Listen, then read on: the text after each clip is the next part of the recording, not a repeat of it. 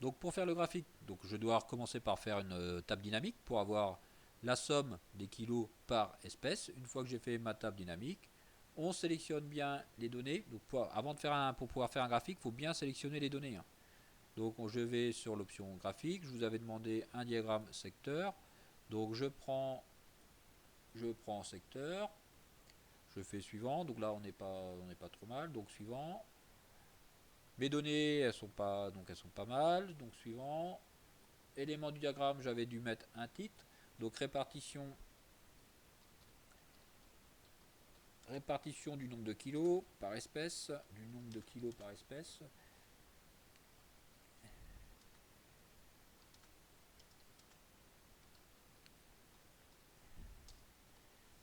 Et ma légende, j'avais dû la mettre en bas. Donc ma légende, je la mets en bas. Je fais terminer. Donc après, je voulais les étiquettes. Donc vous cliquez, vous voyez apparaître des petits carrés bleus. Vous cliquez bouton droit, insérer les étiquettes de données. Donc ça y est, j'ai mes étiquettes. Elles sont pas très belles. Je vais les placer à l'extérieur. Vous cliquez bouton droit, formater les étiquettes de données. Et placement, ici, je vais mettre à l'extérieur. Placement extérieur.